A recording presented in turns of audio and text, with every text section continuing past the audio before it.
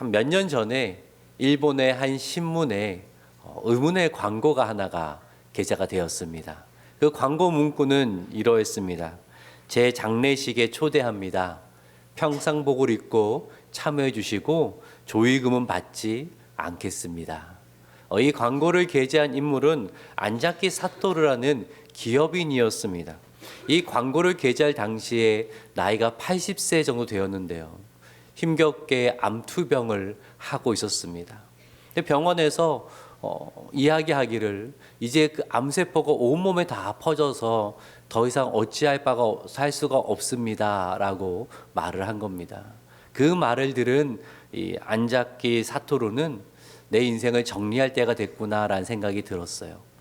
그러면서 어떠한 마지막을 어떻게 내 인생을 마무리할까라고 생각을 하다가 살아있을 때, 죽은 이후에 장례식을 할 것이 아니라 살아있을 때에 생전 장례식을 하자라고 생각을 했던 것입니다. 그래서 본인이 재직한 회사 관계자와 또 지인들과 가족들을 다 초청을 해서 1,000명 정도 모여서 함께 자리를 가지게 되었다라는 거예요.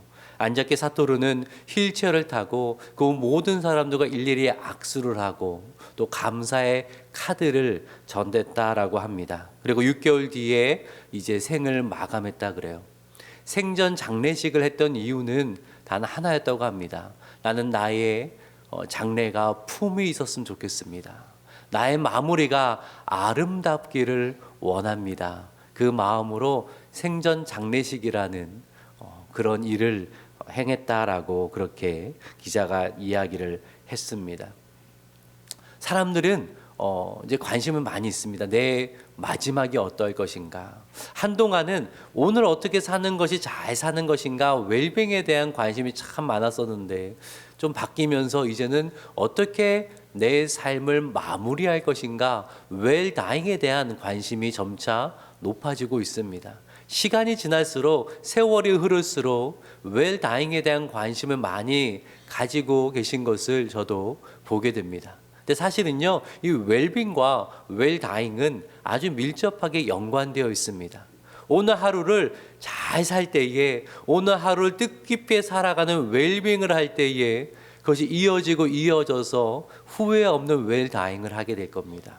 또 한편으로는 웰다잉이 무엇인가, 내 인생을 어떻게 마무리하는 것이 정말 멋진 것인가를 생각하며 오늘을 살아갈 때에 우리는 허투루 오늘을 보내지 않고 웰빙하는 참 아름다운 오늘을 또한 보낼 수 있게 될 것입니다. 오늘은요, 웰빙했을 뿐만 아니라 웰다잉을 맞이하였던 야곱의 이야기를 살펴보려고 합니다. 오늘 본문에는 야곱의 장례 이야기가 나와 있습니다. 이 말씀을 묵상할 때에 야곱과 같은 장례, 즉 야곱과 같은 마지막을 맞이할 수 있으면 얼마나 좋을까라는 생각이 들더라고요. 그래서 오늘 설교 제목을 보시면 뭐라고 되어 있습니까? 장례 희망이라고 되어 있습니다. 잘 보세요. 오타 아닙니다. 어제 사무실에서 오타 난 거 아니에요, 목사님이라고 물어봤는데 오타가 아니라 그 희망하는 미래의 모습을 의미하는 장래 희망 아니고요. 내 마지막이 어떠해야 할까를 생각해보는 장래 희망입니다. 여러분의 장래 희망은 무엇입니까? 여러분의 마지막은 어떠하기를 바라고 계십니까? 오늘 말씀을 통하여서 하나님과 사람들 앞에서 참으로 품위 있고 아름다운 그 마지막을 바라보기에 오늘을 지혜롭게 살아가는 저와 여러분 되기를 주님의 이름으로 축복합니다. 아멘. 오늘 본문을 보니까 이제 야곱이 긴 세월을 마치고 주님 품에 안기게 되었습니다. 50장 2절과 3절의 말씀이거든요. 2절은 제가 읽고 3절은 우리 같이 읽겠습니다. 그 수종들은 의원에게 명하여 아버지의 몸을 향으로 처리하게 하매 의원이 이스라엘에게 그대로 하되 향으로 처리한 데는 이 날수가 걸림이며 애굽 사람들은 70일 동안 그를 위하여 곡하였더라. 자, 야곱의 시신을 향으로 처리했다라고 했는데 이것은 썩지 않도록 방부 처리를 했다라는 것입니다. 그 기간이 무려 40일이나 걸렸는데요. 왜 이렇게 오래 걸렸냐면 애굽의 장례 예식을 따라서 그 야곱의 시신을 미라로 만드는 데 필요한 기간이었습니다. 애굽 사람들은요, 죽으면 영혼이 떠나지만 언젠가 그 몸으로 다시 돌아올 거라고 생각을 했습니다. 그리고 내세에 있는 영혼의 상태는 육신의 이 보존 상태에 따라서 달라진다라고 생각을 했어요. 그래서 무엇에 관심이 참 많았냐면 죽어도 그 시신을 원형 그대로 보존하는 것에 참 많은 관심을 가지고 노력을 했습니다. 그래서 아주 섬세한 과정을 통하여서 미라로 만들었는데 그 과정이 40일에서 길게는 70일까지 그렇게 걸렸다라고 합니다. 그러니까 야곱의 가정은 히브리인이지만 요셉이 애굽의 고위 관직인 총리로 있었기 때문에 애굽의 문화를 따라서 지금 장례 예식을 치르고 있었다는 거죠. 그리고 그 모든 과정이 다 마친 후에 요셉이 바로에게 사람을 보내어서 한 가지 청을 하는데 4절과 5절 말씀 또 한 절씩 제가 먼저 읽고 또 같이 읽겠습니다. 4절입니다. 곡하는 기간이 지나매 요셉이 바로의 궁에 말하 이르되 내가 너희에게 은혜를 입었으면 원하건대 바로의 길에 아뢰기를 이르되 내가 죽거든 가나안 땅에 내가 파놓은 묘실에 나를 장사하라 하였나니 따로 올라가서 아버지를 장사하게 하소서 내가 다시 오리이다 하라 하였더니 애굽의 장래 그 애도의 기간 모두 마친 이후에 요셉이 직접 왕에 가지 않고 장래 중에 있는 신하가 왕을 직접 뵐 수는 없었기 때문에 한 사람을 보내어서 왕에게 바로 왕에게 요청을 하는 것입니다. 그 요청이 무엇이냐면 내 아버지 야곱의 유언대로 가나안 땅에 마련한 묘실에 아버지를 장사할 수 있도록 제가 가나안을 다녀오도록 허락해 주십시오. 이렇게 부탁을 하는 겁니다. 우리도 좀 가정묘가 있잖아요. 근데 히브리인들에게도 가정묘가 있습니다. 근데 우리만 좀 달라요. 히브리인들은 어떠한 가정묘냐면 주로 동굴의 형태일 때가 많았습니다. 자연적으로 만들어진 동굴에 고인의 시신을 안치하고요. 그리고 훼손되지 않도록 그 동굴의 입구를 큰 돌로 막아뒀습니다.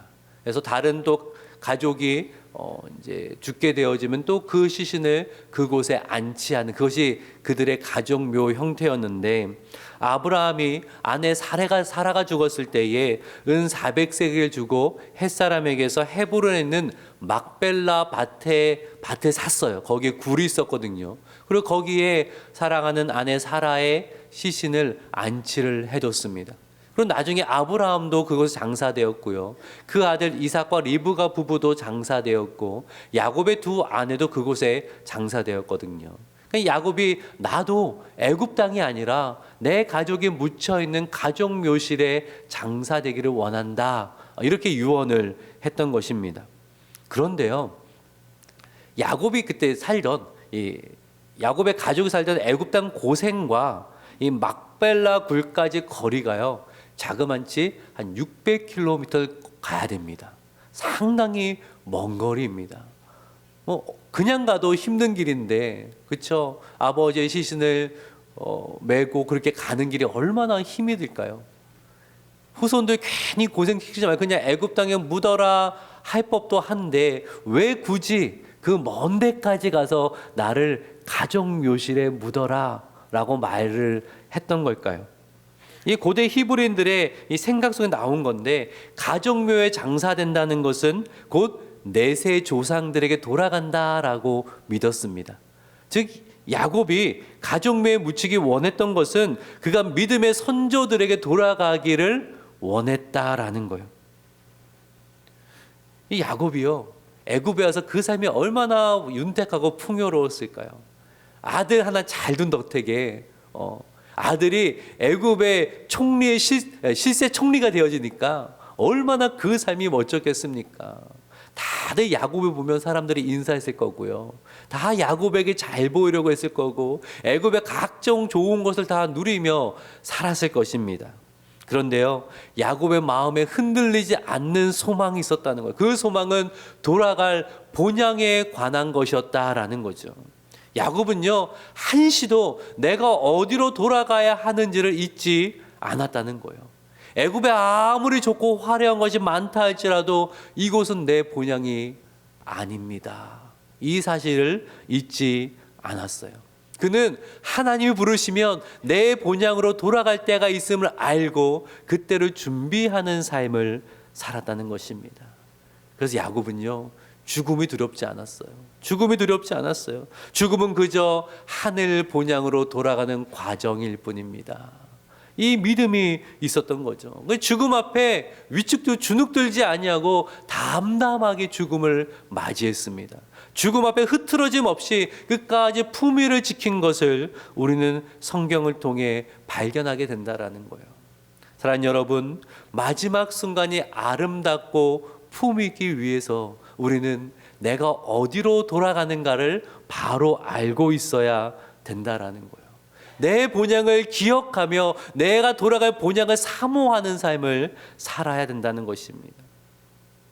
마치 이 세상이 전부인 양, 이 세상의 삶이 끝나면 아무것도 없는 것이냐, 그렇게 살아서는 안 된다라는 거예요. 야곱이 후손들에게 그 600km 넘는 그 먼 거리를 가서 나를 가족의 묘실로 데려가서 묻어라라고 명령한 이유는, 유언한 이유는 후손들에게 교훈을 주고 싶은 거예요. 중요한 교훈을 주고 싶었어요. 여러분 생각해 보세요. 이 야곱의 자녀들이 얼마나 애굽에서 풍요롭고 멋진 삶을 살고 있었겠습니까? 그렇잖아요. 좋은 건 누리면서 참 즐겁게 살고 있었을 거예요. 애굽이 너무 좋았을 거예요. 왜요? 다들 요셉으로 인해서 야곱의 가정은 다 사람들이 환대하거든요. 귀히 여기고 있었거든요. 그전에는 저 변방 가나안 땅에 사람들 알지 못하는 작은 집안에 불과했는데 별 볼 일 없는 그런 존재, 특별하지 않은 존재였는데 애굽에 왔더니 특별한 존재가 된 겁니다. 얼마나 신이 났을까요? 그 모습을 아버지도 보면서 참 감사했겠죠. 하지만 염려가 들었을 거예요. 애굽에 살다가 애굽에 동화되면 안 되는데, 애굽에 살다가 애굽 사람들을 섬기는 신을 섬기고 따라가면 안 되는데, 우리는 하나님에게서 말미암았고 하나님께 돌아갈 인생인 것을 꼭 기억해야 되는데, 그래서 뭘 시킨 거예요? 애굽에서 나오는 출애굽의 연습을 시키는 거예요. 역사적은 400년 이후에 출애굽이 있었지만 그 전에 미리 여기가 너희가 머물 것이 아니라 이 애굽 땅을 벗어나서 너희가 돌아갈 곳이 있다라는 이 사실을 분명히 기억해라. 너의 창조주 하나님을 기억하고 너가 돌아갈 본향을 사모하는 삶을 살아라. 이 메시지를 주었던 것입니다. 그리고 오늘 본문은 저와 여러분의 동일한 메시지를 주고 있습니다. 우리가 돌아갈 더 나은 본향, 천국을 사모하며 사십시오. 이 메시지를 주고 있는 거예요. 히브리서 11장 16절의 말씀 같이 한번 읽어볼까요? 시작. 본향을 사모하니 곧 하늘에 있는 것이라. 이러므로 하나님이 그들의 하나님이라 일컬음을 받으심을 부끄러워하지 아니하시고 그들을 위하여 한 성을 예비하셨느니라. 아멘. 히브리 11장에는 대단한 믿음의 사람들의 이야기가 나옵니다. 정말 믿음의 위대한 사람들의 이야기예요. 어떻게 그렇게 믿음의 위대한 삶을 살아갈 수 있었는가? 그 특징이 바로 여기 있어요. 그들은 더 나은 본향을 사모했어요. 내가 돌아갈 곳이 있고 그곳에서 영원한 삶을 기대하면서 오늘을 살았다라는 거예요. 그러니 세상을 사랑하여 세상에 빠져들지도 않았어요. 세상에 좋은 것이 삶의 목적되어서 사람들이 원하는 부를 따라서, 권력을 따라서, 명예를 따라서만 살아가지 않았어요. 나의 영원한 삶을 책임져 주실 하나님을 바라보며 그 어떤 어려움이 있다 할지라도 하나님을 자랑하고 신앙을 드러내며 복음의 삶을 살았다라는 거예요. 왜요? 이것이 내가 돌아갈 본향에 맞는 삶입니까? 늘 그것을 생각하며 살았다는 거예요. 그러기에 하나님도 그들의 삶을 기뻐하시고 하늘 본향에 그들을 위해 처소를 예비하셨다라고 성경은 말씀하고 있습니다.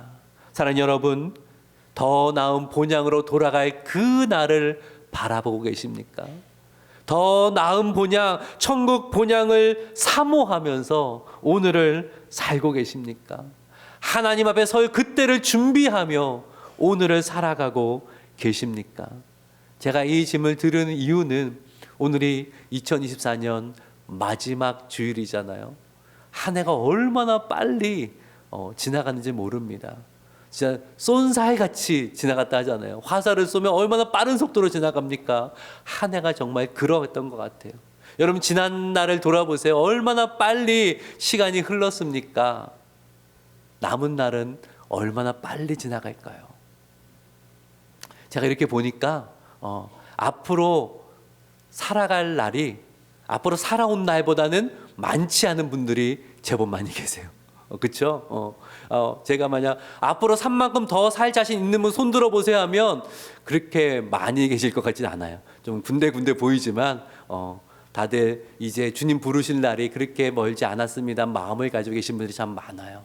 그러면 그때를 우리가 준비해야 되는 거죠. 엄봉도마 하루를 살아고 한 해 한 해 보내는 것이 아니라 오늘 하나님 앞에 설 그날을 준비하는 지혜를 가지고 돌아갈 그때를 바라보며 그날을 바라보며 오늘을 믿음으로 지혜롭게 살아가야 된다라는 거예요. 부디 한 해를 마무리할 때에 더 나은 본향을 사모하며 하나님 앞에 설 그날을 준비하는 지혜를 갖추게 되기를 주님의 이름으로 축복합니다. 아멘. 그러면 우리가 어떻게 살아야 될까? 오늘 야곱의 이야기를 통해서 두 가지만 생각을 해보도록 하겠습니다. 첫 번째는요, 한번 같이 읽어봅시다. 시작. 사랑의 덕을 쌓으라. 사랑의 덕을 쌓아야 됩니다. 오늘 야곱의 장례를 보면요, 많은 사람들이 애동하는 것을 볼 수 있어요. 야곱의 후손들이야 뭐 당연지사죠. 아버지가 돌아가셨으니까 애도하는 거. 그런데 애굽 사람들요 마음을 다하여서 애도하는 것을 봅니다. 오늘 3절 아까 읽어준 3절에 보면요, 애굽 사람들 며칠 동안 야곱 위하여 애곡했습니까? 70일 동안. 70일 동안. 당시 문헌을 보면요, 바로 왕이 죽었을 때에 72일 동안 애도를 했습니다. 세상에 왕이 죽어서 72일을 애도했는데 야곱이 죽었을 때 70일을 애도했다라는 거예요. 얼마나 이 야곱의 장래에 애굽 사람들이 마음을 다하여서 함께 했는지를 알 수 있거든요. 7절도 보세요. 놀라운 일이 있어요. 7절 같이 한번 읽어볼게요. 시작.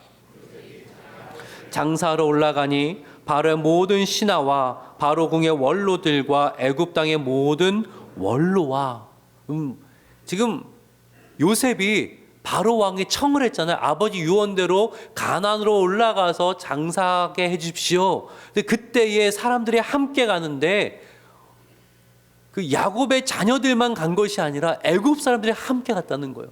바로의 모든 신하와 바로 궁의 원로들과 애굽 땅의 모든 원로들이 그 장례에 함께 갔다라는 거예요. 신용만 한 것이 아니라 우리가 계속 오늘 본문을 읽었잖아요. 10절을 우리가 봤더니 애곡하고 애굽 사람들의 큰 애통이 있어서 그 땅 이름을 바꿀 만큼 그렇게 애굽 사람들 슬퍼하면서 야곱의 그 장례를 빛냈다라고 말씀하고 있어요. 왜 이렇게까지 했을까? 왜 이렇게까지 했을까? 물론 요셉의 권세가 크기 때문에 했겠지만 마음을 다하여서 야곱의 장례를 애곡했던 것은 야곱과 또 요셉이 쌓은 사랑의 덕이 많이 있었기 때문이라고 저는 생각을 합니다. 우리가 장례식을 가도요, 저도 장례식을 많이 가잖아요. 목사이니까. 장례식을 가면요, 그 장례의 그 모습을 보면 그 고인의 생애가 보일 때가 있어요. 정말 장례식 갈 때 마음에 감동을 받을 때가 있어요. 아, 이 고인께서 참 믿음으로 사랑으로 살아가셨구나. 참 사랑의 덕을 많이 쌓으신 분이구나라는 것이 느껴지며 감동을 받을 때가 있습니다. 제 아버지 이야기를 잠시 드리면요, 저를 키워주신 그 아버지의 장례 기간 동안 제가 참 마음에 감동을 받은 적이 있었는데, 많은 분들이 이제 조문하러 오셨는데 그 중에 제가 참 감동을 받았던 분이 아버지가 회사에 계실 동안에 함께 이제 계셨던 분들이었어요. 아래 직원으로 계셨겠죠. 그분들이 온 거예요. 아버지가 퇴직하시고 20년 정도 지난 시점이거든요. 근데 부고 소식 듣고 달려오셔서 참 슬퍼하시면서 아버지가 생전에 베푸셨던 사랑이 얼마나 컸는지를 말씀해 주시는데 얼마나 마음에 감동이 됐는지 모릅니다. 그러면서 그런 생각이 들었어요. 아, 평소에 정말 사랑의 덕을 많이 쌓아야 되는구나. 내가 쌓은 사랑의 덕은 나의 장래, 나의 죽음을 통해 더 많이 드러나게 되는 거구나 라는 생각이 들더라고요. 여러분, 사랑의 덕을 많이 쌓으시기 바랍니다. 사랑은 영원합니다. 사랑의 행실은 영원히 남습니다. 사랑의 열매는 영원합니다. 여러분, 오늘 하늘에 마무리하면서 주변을 둘러보십시오. 내 사랑의 열매가 얼마나 있습니까? 바쁘다고 참 힘든 시간이라고 나만 바라보며 살지는 않았습니까? 얼마나 많은 사랑의 씨앗들을 심으셨습니까? 올 한 해 동안 내가 정말 사랑으로 기도하고 섬기고 베풀었던 사람들이 얼마나 있습니까? 그 사람들이 나의 사랑의 열매로 남는 겁니다. 그 사람들이 나의 사랑의 덕으로 남는 겁니다.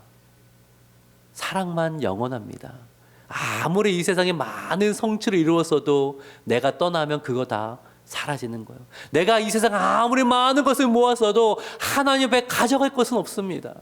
하나, 나의 사랑의 열매들은 영원히 남기에 하나님은 그것을 보신다라는 거예요. 그러니 하나님 허락한 시간 동안에 사랑의 덕을 많이 쌓아가는 저와 여러분 되기를 주님의 이름으로 축복합니다. 아멘. 한 가지만 더 보면요, 여러분 같이 한번 읽어봅시다. 시작. 사명을 감당하라. 사명을 감당하라. 이 야곱의 삶을 보니까요, 그 마지막에 품이 있는 마지막을 맞이할 수 있었던 이유는 하나님 맡긴 사명을 충실히 감당했기 때문이었습니다.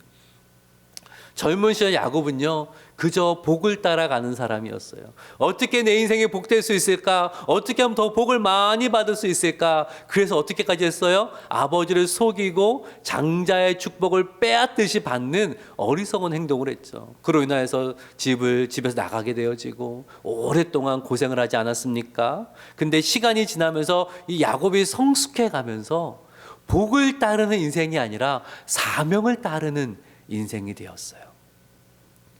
어떻게 하면 복을 더 많이 누릴까? 이거 관심이 많았었는데 이제는 뭘로 바뀌었냐면 내가 하나님 주신 사명을 어떻게 더 감당할까로 바뀌었다라는 거예요. 이 창세기 46장을 보면요, 야곱이 이제 요셉의 말대로 애굽으로 가기로 결정을 하고 길을 떠납니다. 근데 곧장 가지 않고 멈춰요. 부엘세바에 멈춰서 하나님께 예배를 드려요. 그리고 하나님께서 너가 애굽에서 그 민족을 이룰 것이고 다시 가나안으로 돌아오게 될 것이라는 그 약속의 말씀을 들은 이후에야 애굽 땅으로 들어갑니다. 자녀들에게 알려줍니다. 얘들아, 애굽 땅에 들어가서 복을 누리는 것보다 더 중요한 것은 하나님의 언약이란다. 이 언약의 이루어짐이 훨씬 더 중요한 것이란다. 그는 몸소 자녀들 그것을 보여주었어요.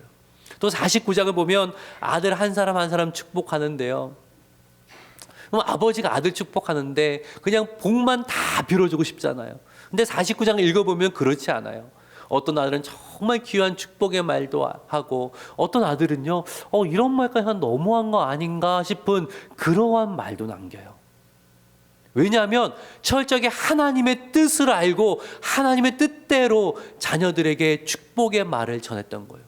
메시지를 전했던 거예요. 끝까지 하나님 주신 사명을 감당하며 흔들리지 않는 모습으로 마지막을 맞이한 것을 우리는 보게 된다라는 거예요. 사랑하는 여러분, 하나님 앞에 설 그날까지 하나님 주신 사명이 있습니다. 그 사명을 열심히 감당해야 되는 거예요. 마태복음 25장 보면은 예수님의 달란트 비유가 나오잖아요.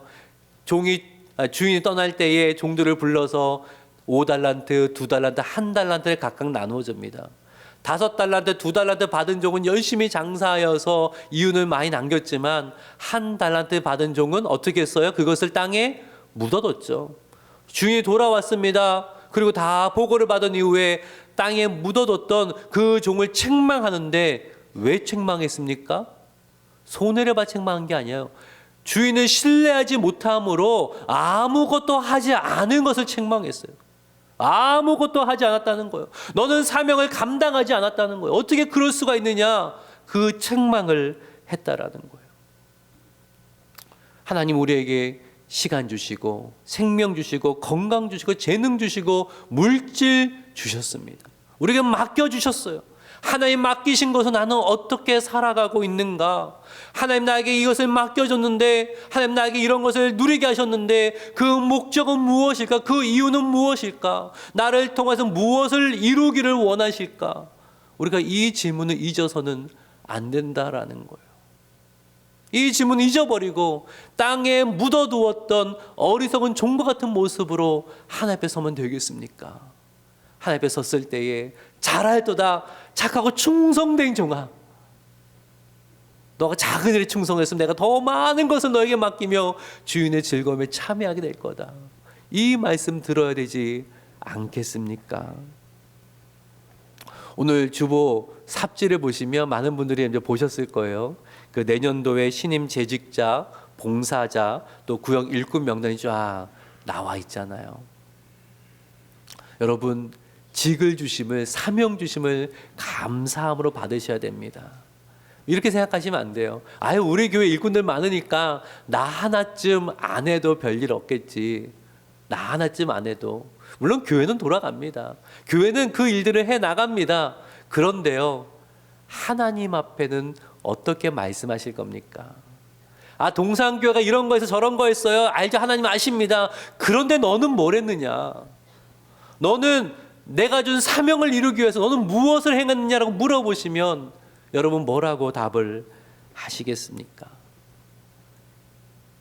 지금은 상황이 좀 어려워서요. 좀 그런 얘기 참 많이 들어요. 근데 그럴 때 제가 약간 드리는 말씀이 있어요. 나중 돼도 상황은 어려워요. 그렇다니까요. 지금 헌신하기 어려운 상황이죠. 나중 되면 나아질 것 같지? 아니요. 나중 돼도 헌신하기 어려운 상황은 똑같이 펼쳐집니다. 나중 돼도 못할 이유는 점점 많아져요. 그럼 나중 가도 못해요. 사명을 감당하는 거에 때가 있더라고요. 나중에 하고 싶어도 못하는 때가 오더라고요. 내가 아무리 섬기고 싶어도 이제는 건강이 허락하지 않아 못하는 때가 오더라고요. 내가 아무리 나누고 베풀고 싶어도 이제는 그런 형편이 되지 않아서 못하는 그런 때가 오더라고요.